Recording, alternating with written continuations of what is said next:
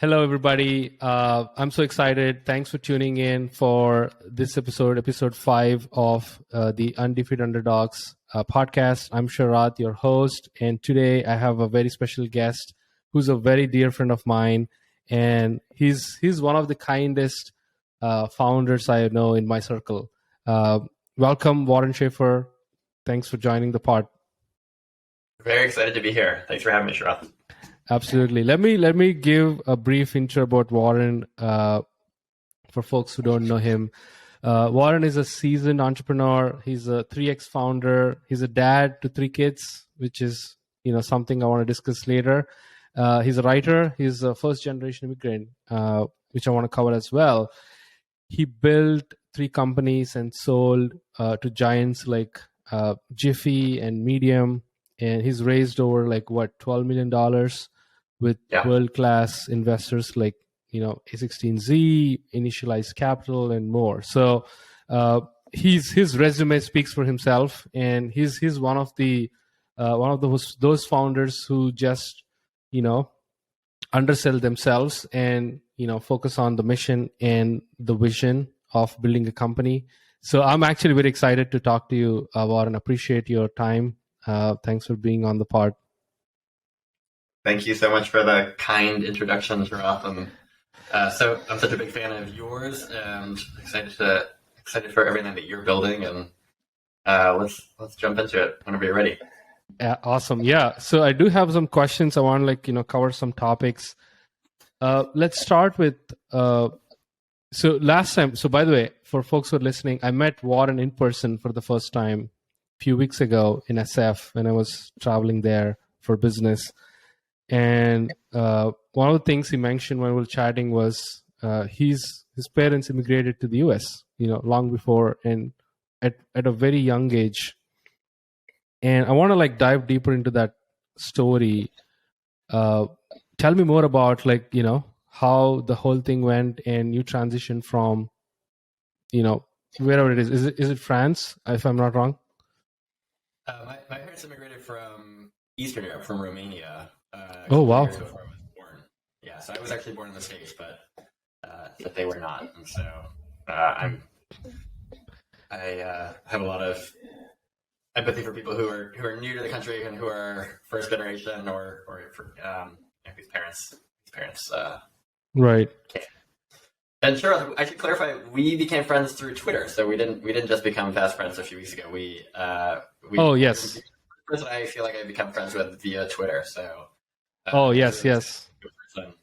Absolutely. It's one of those moments I kind of remember for myself, because those who I interact with Twitter and those who I meet in person, it's very rare that they're actually the same person. Either they just they're a different personality, but you are one of them who exactly, in fact, as a matter of fact, you actually kind of exceeded my expectations of, who you are in real life. So yeah, I mean, tell me about that, the story, your childhood, how you got into entrepreneurship, your roots, about your parents and whatnot. Sure. Yeah. So as mentioned, my parents left Romania in the 70s, and Romania was a communist country and had a pretty notorious dictator at the time named Ceausescu, who ended up getting executed. But they left before that happened. And when you tried to leave a communist country, you basically couldn't take anything with you. So they left, and my father was an electrical engineer. My mom had studied music at a conservatory and was a pianist, and right. But ended up in the States with very little. I have an older brother, so they had their first son born in Romania, and ended up in the States. And I think, like so many immigrants, they were really eager to assimilate. They really wanted to be part of the American story, and there's so much that resonated about America that was in such stark contrast to communist Romania and many countries that are still developing, right? Which is this idea that you can go from kind of poor and insecure to having your needs met fully in one generation. And I'm sure you've got a similar experience of that. And I think that's what makes America great. I mean, it's not without its faults, obviously, but there's the old Churchill quote of democracy is the worst form of government except for all the other ones. I think the U.S. in many ways is the worst country in the world except for all the other ones, right? And I think that the historical context of gratitude, of being in a place where you can work hard and try to accomplish your goals without having too much authoritarian intervention is something that's definitely stuck with me, and I feel grateful for. No, that's so true. That's why I'm here as well. I moved to the US like 10 years ago, chasing the American dream. I'm still chasing. I recently got my O1 visa, which was given to top 1% folks in startups and tech. What you said is really true, which is, I think, if I remember it right, JFK said this: in America, anything is possible. So it's by default an abundant environment by nature, right? Like there are incredible people who always try to shoot stars, and they try to be ambitious, and that ambitiousness is kind of contagious, and that's why you have to of course you have to surround yourselves with those folks, and I see a lot in you in your journey as well. Like you kind of lived through the American dream, which is you've kind of built, companies from ground up, from scratch, and you sold it to not just any other brands, but there were very big, very notable brands like Medium or Giphy. So tell me about how was your journey going from 0 to 1 and later then from 1 to N? So from 0 to 1 in terms of on a company building perspective? Yeah, on a company building perspective, or your personal, hiring people, working with ambitious people, pushing yourselves to make that mark, right? So how's that journey look like for you? Yeah, so let me caveat all this by saying I feel really fortunate and very privileged to be in the position that I was in, right? So I grew up in a very affluent area, even though my parents ended up not having a lot of money when relatively certainly, I got exposed to a lot of people who were very successful. And I think that is a really unique and fortunate situation, especially when you're young. I think the internet in many ways democratizes that exposure, which is great. And why we're seeing more people leveling up faster over the course of a lifetime. In terms of company building and going from 0 to 1, it's, I remember I went through an accelerator in Los Angeles. I actually worked in finance for a few years after college. And sort of the thing was I had a liberal arts education and I wanted to get some real practical skills. And I think finance is such a great underpinning of every business, right? Because even at the end of the day, no matter how great your product is, you ultimately need to charge money. You need to find a way to make money for your product. So I'm grateful that I got to work in finance, and also there was a nice paycheck and I was able to pay off my student debt and start actually investing at an earlier age too. So, but I left finance and that was actually a really hard decision because at the time, I was well paid and it felt kind of risky. I felt like I was on a very safe path. I was good at finance. I was working for a really prestigious private equity firm, and I thought, well, you know what? Risk is actually subjective, and I had the itch to go start something, and I felt that if I didn't leave when I was young, it would be even harder for me to leave down the road. Right? So it would almost be a risk to not take the risk of trying something different. And thinking of that regret minimization framework, right? Of how do you make a decision? Well, on your deathbed, if you feel like you might want to be an entrepreneur and you don't try it, you might regret it. And so I was able to take some savings and move down to LA to be close to family, and fell into an accelerator. And that's I'm so grateful for the accelerator experience, because you get put together in a cohort with a lot of other first-time founders, and it's just like grad school for thinking about company building. And that accelerator that I went through is called Mucker. The guys, two individuals started it, Will Sue and Eric Granola. And I'm still close with them and still consider them mentors. So I learned, thinking about 0 to 1 frameworks is first really understand what is a startup today and what's a venture-backed startup versus a bootstrap startup. And if you're going down the venture model, I think accelerators are so powerful for first-time founders. So happy to dig in on more of the mechanics of it, but that's some high-level context. Yeah, so I think I want to dive deeper into one thing which you said about startup versus venture-backed startup, which is having like a venture-backed idea. And I think you all three of your companies, you raised like $12 million or more from from some of the biggest venture funds. How do you differentiate? And you're an investor by yourself, right? And how do you differentiate a venture-backed idea versus like a bootstrapped, say, for example? And what are some qualities you see? Yeah. So generally, venture investors are looking to back companies that can have outsized returns and can ideally return the size of their fund, right? So a quick rule of thumb is you want a single investment to be paid to pay back your entire fund. So if you have a $200 million fund and you get 20% of a company, you need that company to be worth $1 billion post dilution for you, assuming you have 20%, right? So basically pay back your entire fund. So that's why a lot of VCs are looking for companies that can be enormous, and this is why they'll often ask you about what's your total addressable market.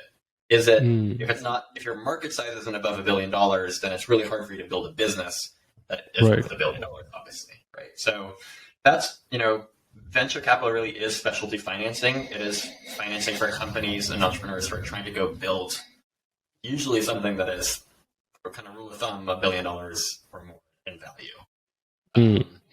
And obviously, angel investors have a lower threshold because they have less capital that they're trying to return. Whereas these huge monster funds like Sequoia and Andreesen Horowitz are really looking for those enduring generational companies that are going to drive outside returns, the Facebooks, the Pinterests, the Snapchats of the world. And bootstrapping, I think, is amazing. Actually, the first company out of Mucker that I worked on with my co-founder was largely bootstrapped. And, I think that there are real pros and cons to each path. And one isn't, it really is a question of what do you want to learn about as an entrepreneur, and where are you in your life cycle? You said this to many times to me personally when I asked for like advice about, hey, what's the path about like going venture? And you said many times like don't raise money if there is no need. Why is that? Like why did you felt that way? And what kind of message you want to like pass on to listeners who are like either they're on the verge of fundraising or they just want to like they're just in the dilemma of, hey, I want to bootstrap or I want to like go raise venture.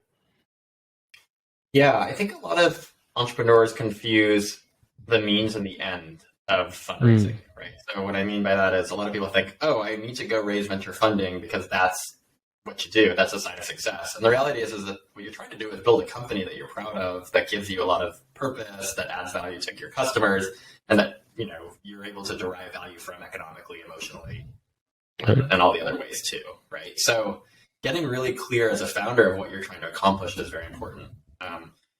And if you think, hey, I've got this great idea, but it's a niche business and the market is only $20 million, well, that's clearly you shouldn't raise venture money for that, because that's not going to fit with what a venture capitalist wants to invest in, ideally, right? And so you want to align your incentives with whoever your backers are. You also lose a lot of control over your company when you take on outside capital, right? So the expectations go up dramatically once you take that first VC check, right? It's, hey, I'm counting on you to try to go build that $1 billion company, and that's a lot of pressure, right? And it is. It can also lead to making almost irrational moves, right? You might say, hey, we should be really slow and thoughtful about hiring.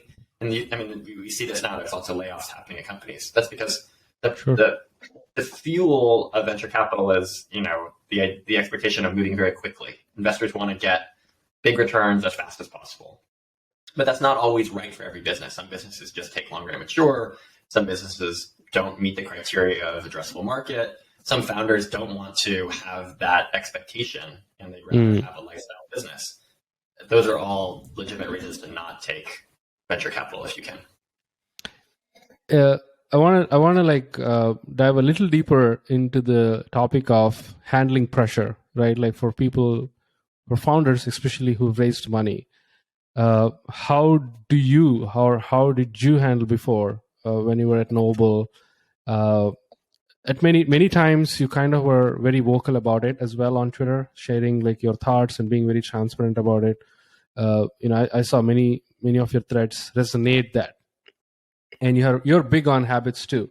So what are any tactics you've gathered over time now that you're like kind of a seasoned entrepreneur of handling pressure, stress in general?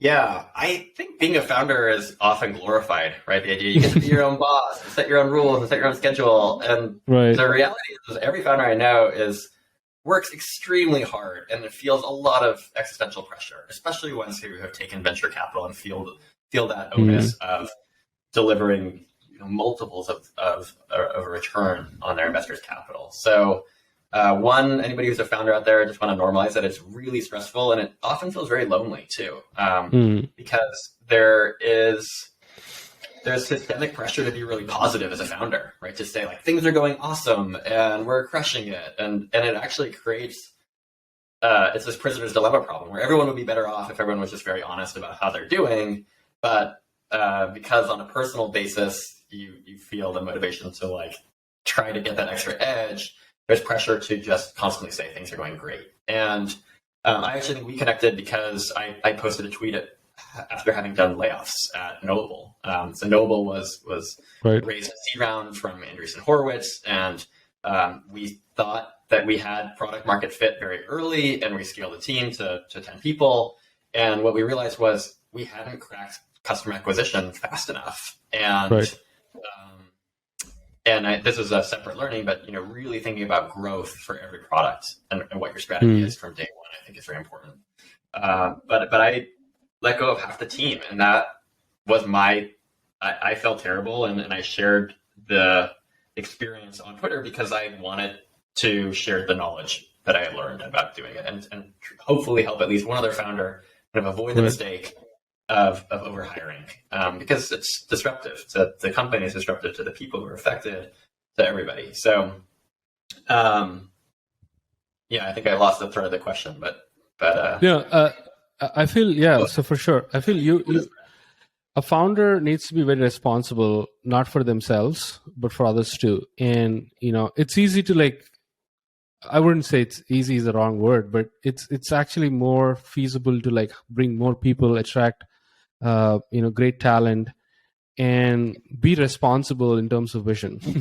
And I think some of the founders I see personally do that because they're just, like you said, they glorify a lot of things, missing the reality, and they live in their own bubble hype and miss the whole point of why they're doing it, right?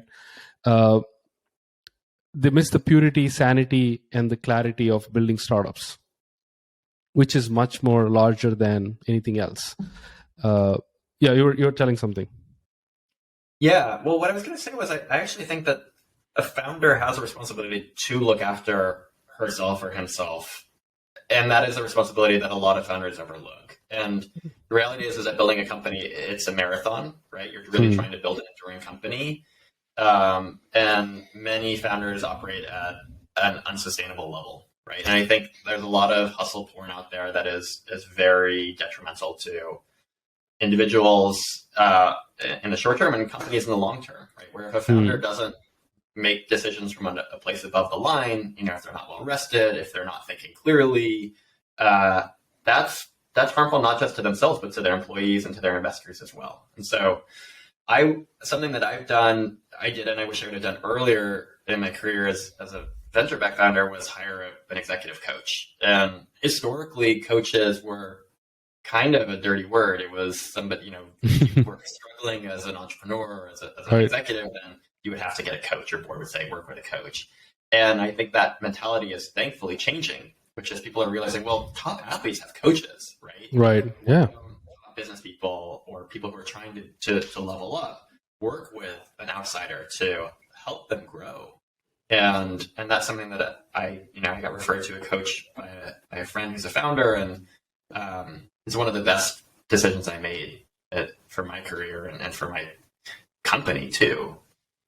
Right. You've touched a great point there, which is, it's okay to seek help.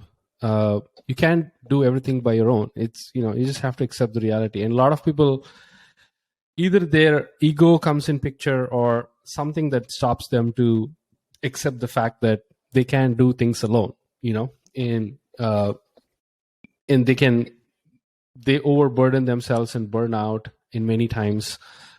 So I feel that there is a sense of, I would say, self-awareness, which I see a lot in you personally. You're very self-aware about your situations, your consequences, and you make right decisions. So let me ask you this: like, how did you develop that philosophy or that mindset of making the right moves and being very self-aware, like where you are, instead of going against, or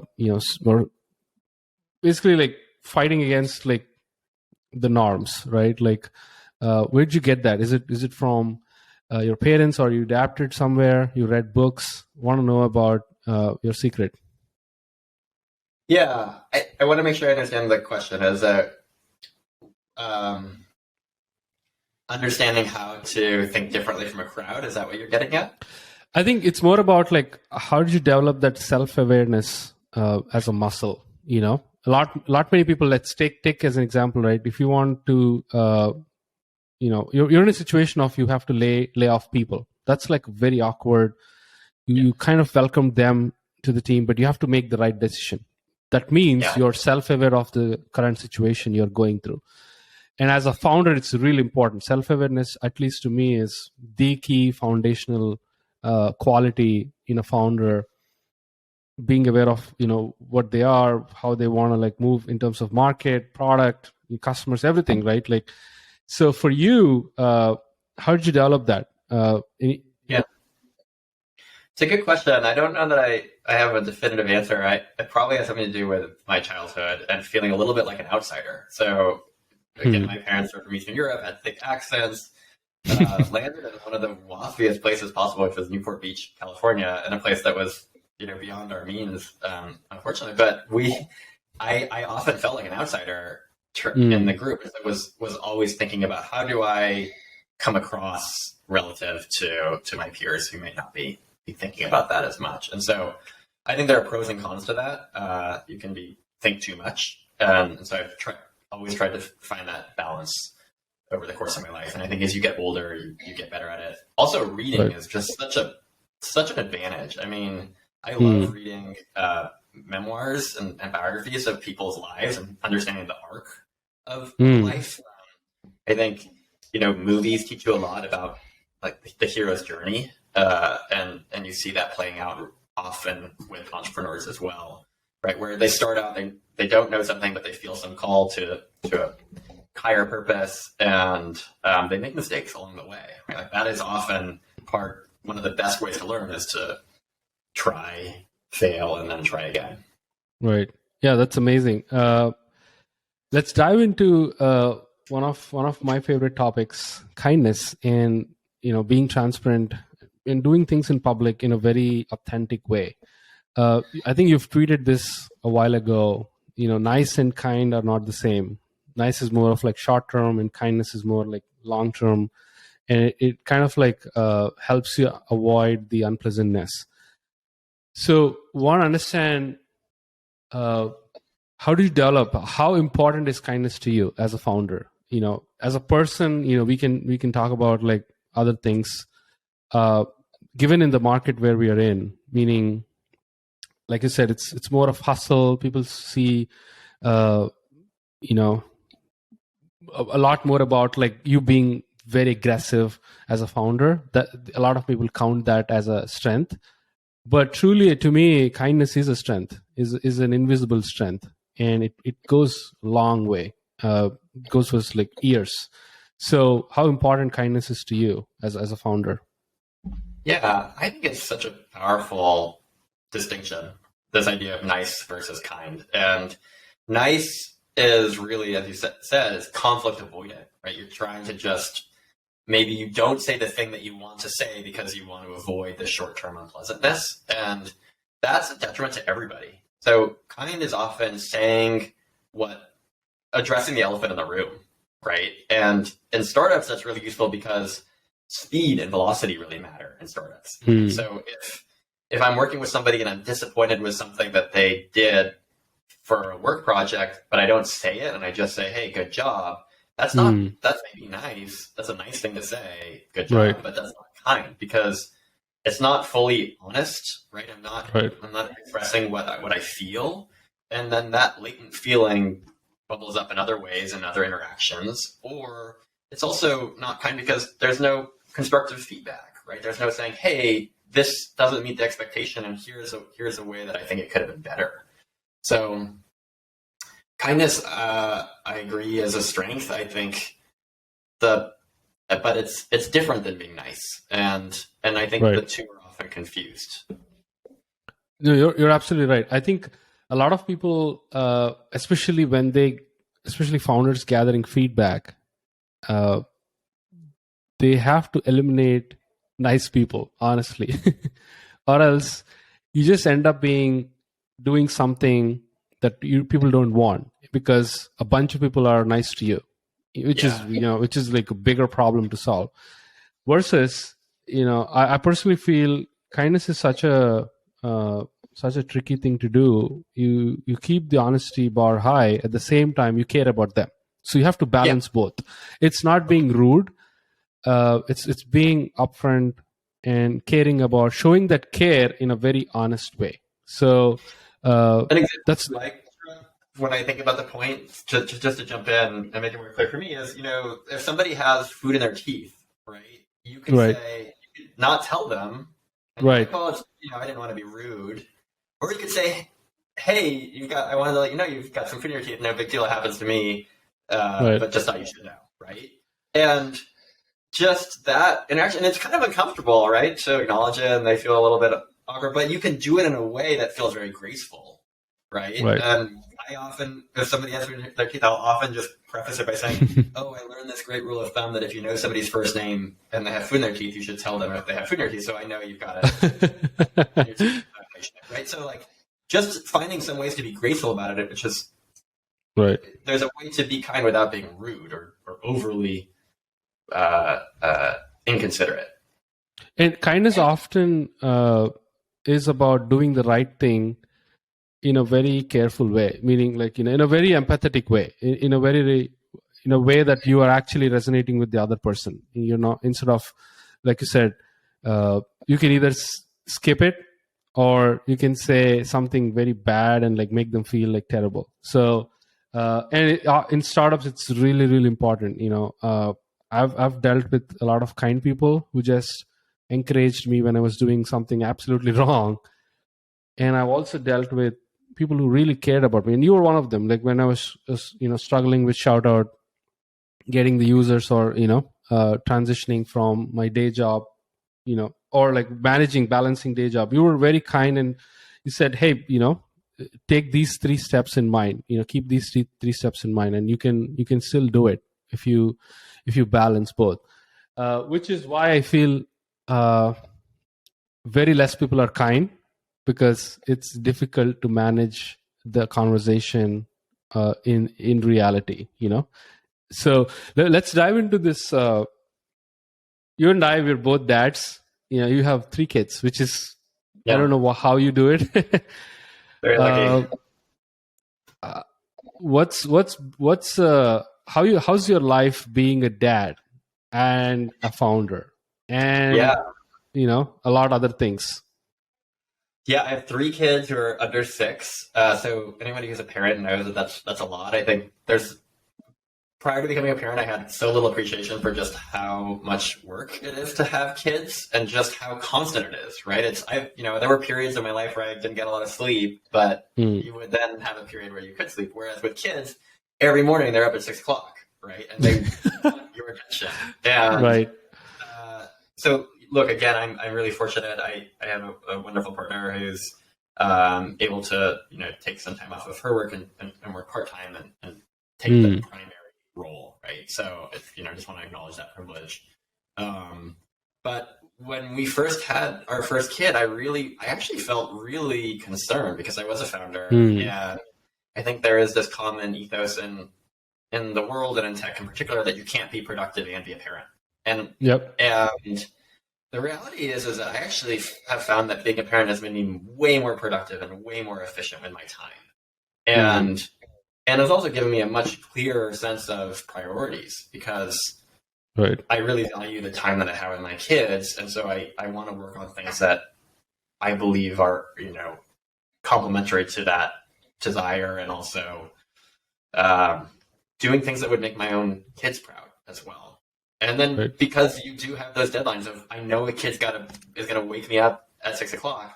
I now wake up at 5 so that I can get other stuff done before that happens. It's just a real forcing function. And just, I find that deadlines really help, and kids create a constraint for you that you work around, and constraints often lead to our forcing function for innovation. You're absolutely true on that front, which is, I think I had the same worry when we got to know about my wife being pregnant and we're expecting baby, and like, what the fuck? That time I was just transitioning into working at a Fortune 500 company at a very lazy, laid back job to, fast growing, high attention, like high focus job in a startup, at least a startup. So I was like very concerned, and frankly, I think it actually made me very organized. Yeah. And now I plan more, like 2x more than I usually do in general for everything. Like every day, it's very scheduled, it's on time, and you have to do things without a heartbeat. Like you can't skip, like you said, you can't skip a morning meal. You have to be present there. So that means you have to do 10 other things to make sure you're present with your kid. And in a way, like you said, the other thing I want to touch as well is they drive you insanely crazy in a good way, which is, when I say drive you crazy, not about like, the day-to-day activities. They drive you to be more ambitious, and they drive you to dream more because you have to do better things for them, not for yourself anymore. So you kind of care about an external person. And as a founder, as an operator, you kind of like only you're in your lane, but not anymore. As if you become parent, you kind of, stretch because you have a reason now. You have a very strong reason now to do even more ambitious things. So that's why after Ruhan was born, my first kid, I did like hell lot of more things than before, and it's all because of him, to be honest. Yeah, I found the same to be true. And again, I think it's a forcing function. It's really easy. I think a lot of going back to kind of the hustle poor culture, you see a lot of people saying they're working 100-hour weeks, but they're spending half of it reading TechCrunch, and there's just a lot of lost time in a day, especially when you're young and don't have that forcing constraint. And so you find ways to become more efficient and effective. Also, I think being a parent increases your empathy, and I think it helps you as a manager too of other people and resources, right? I mean, just if anyone had to negotiate with a toddler, it's really intense. You have really great communication skills and negotiation skills. So I think it's really a lot of relevant experience. And patience, that too. That is an amazing quality. They kind of help you adapt. Warren, it seems like you're on a great either a Medium article or a great Twitter thread. Like a quality of a parent can translate into a quality of a founder. That's a great idea for you. Yeah, thanks. I mean, I do think that having a startup is kind of like having a baby. You never feel like you give enough attention, and it always wants more, and you want what's best for it. And you feel a lot of responsibility for it. Absolutely. I do have a last question before I dive into another very funny section, which we'll talk in a few minutes. And this question is about like ambitious people. You've worked with incredibly ambitious people, like take Chris Paul, the NBA superstar, take Alexis Ohanian, or Scott Kelly. These were some of the collaborations you made at Knowably. how was your experience working with them, and any key lessons you learned in their, in a day-to-day life, or their, how do they think and whatnot? A couple of things come to mind. One is everyone's figuring it out as they go, right? And I think it's really easy to have this mythology of a person, but the reality is that they're humans, and they have the same 24 hours that everyone else does. So just remembering that is important. But again, I do think that being exposed to people who are at the top of their game and learning from them firsthand is such a advantage and such a fortunate thing. Right. I'm a big fan of all three of those people that you mentioned, and they led courses for Knowably. Alexis was also an investor in Knowably, and I mean, he's just a really impressive, caring, thoughtful person who's also a parent and doing incredible things, and many things too. So, it's great to get to hang out with people who are at the top of their game, because you learn a lot from them and seeing their habits, but you also learn that they're just people too, and they make mistakes, and they're still trying to be better and grow, just like we are. And everyone's on their own trajectories. Yeah, definitely. I think that's such an important lesson I keep very close to my heart. Your heroes are still figuring out, just like yourself. They're maybe like 100 steps ahead of you, but they're in the same boat. They're just like, they have their own problems, like you have your own. No, that's amazing. Any key takeaways, meaning something you've kind of discovered after working with them that you've thought like, wow, I should have learned this years before? Something I've noticed about high performers is they're generally really quick on replying to things. They just get stuff off their plate really quickly. So they have just a lot of momentum. And I actually learned this tip from Alexis. He was describing when he's one of the co-founders of Reddit, and in the early days, the email box would fill up. And he has this tip, which is just reply to the most recent email first, because at least that person will think like, wow, this founder is incredibly lightning fast, and then work your way backwards. So it's actually a last in, first out order of responding to emails. It's something that stuck with me. Love that. Kind of get back at least on top with some people. Love that. Awesome. Yeah. That's an amazing tip for sure. I see why he did that.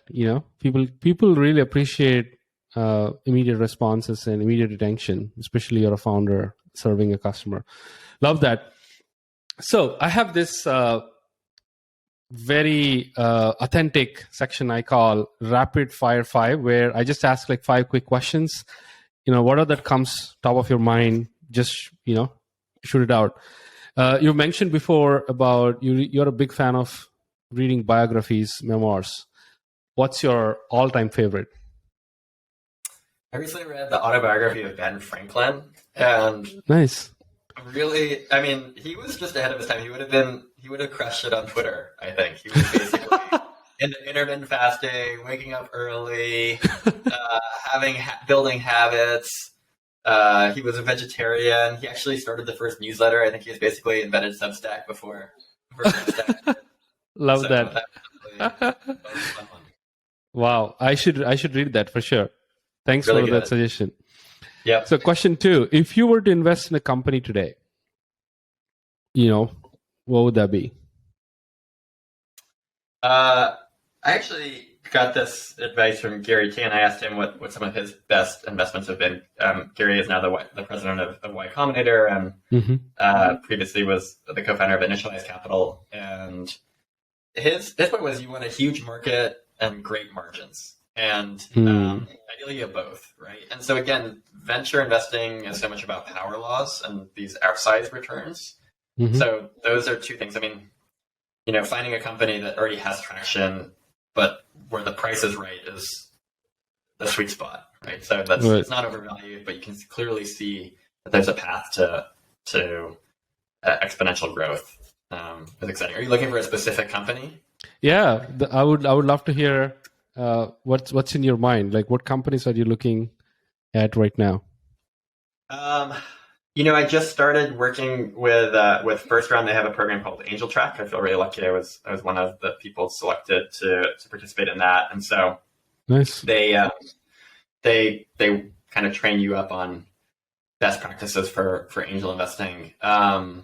And there's so many great companies out there, and I don't have one specific company that comes to mind just yet. I think there's different stages. Obviously, I think AI is a really interesting space. A friend of mine is from college is named May Habib, and she started a company called Writer.com, and that's a founder who I think is just incredible and in the right space at the right time.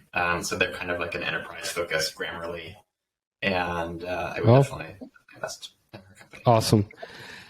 So this is another cliche question, which I have to ask because you've gathered such a wisdom. If you were to go back 10 years before you did everything, like all 3 startups, what's one thing you will change and why? Buy more Apple stock. Buy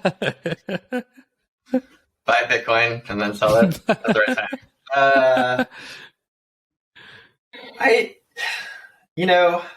I tend to think that things just happen for a reason, and setbacks are often just the best way to learn. So I don't know. I wouldn't change anything. I don't know how it would affect the multiverse. So I'll just leave it as is. Nice. What's your favorite pastime with your kids? Reading. My daughter is now old enough to where we can read chapter books, and it's so fun because the writing is interesting and it isn't just one sentence, words with pictures or pages with pictures. So that's been really fun. We're reading a book that is like the alternative Harry Potter series. And wow. Do you read like at bedtime or just like whenever you get time with her? Yeah, it's usually bedtime. It's just part of the bedtime routine. Nice. Yeah, Ruhan started. He loves books for some reason. I don't know why, because of the pictures or whatever it is. Sure. And he recently started pointing out to sentences in a book, and he signals me like, "Hey, read this." So I hope he loves books when he grew up too. Love that. Last question. Yeah, go ahead. 15 months old. How old is Ruhan? He's 15 months. He just turned 15, so he's learning quick, which is like very surprising to me. The last question about like same zone about books. What are you reading right now? We want to like recommend to listeners. Sure. Let's see. A book that was recommended to me by Ev, who's the founder of Twitter and the founder of Medium, that I really enjoyed is called Good Strategy, Bad Strategy. And I think a lot of people use the word strategy. Very few people know what it actually means. The thrust of this book, the TLDR, is people often confuse having goals with having a strategy. Right? They say, we're going to double revenue in the next 12 months. And that's a goal. That's not a strategy. Right? So strategy really is, what's the plan? How do you actually use your competitive advantages to achieve your goals? So that's one that's been really great. I really like reading fiction and short stories. When I have the time, I think that fiction gives you a glimpse into interiority of people, right? I think we kind of lose that today with a lot of video consumption and nonfiction consumption. Right. You don't get to hear like, oh, here's how other people think about things inside their heads, right? Right. So I'm reading a book of short stories by this guy Edgar Carrot, which is really good, and also reading this book called The Outsiders, which is about some of the highest performing CEOs of all time, and it's often people who really thought hard about shareholder value, right, and not necessarily building the biggest companies, but actually just building the best companies for maximizing margins. So that's good too. Love that. I'm going to include all those recommendations in the show notes. let me tell you this, Warren. This has been great. It's one of the most authentic conversations I ever had in my podcast. And thanks for being yourself. And delivering such a high quality answers, which I hope like listeners are going to like take advantage of. So, thank you so much for being on the show. And where can people find you if you want to like close out with some comments? Well, my pleasure, Sharath. Thank you for asking such thoughtful questions. And again, I'm such a fan of yours and excited to see this podcast grow. And I enjoyed listening to some of the others that you've had on the podcast so far. And I know that you're going to continue to deliver a lot of value to your listeners. So thanks for having me. In terms of where people can find me, Twitter's the best place. My handle is @WWShaef, SHAEF. Awesome. That's it, guys. Thanks for tuning in again. We will wrap this up on a high note here. We'll see you next time.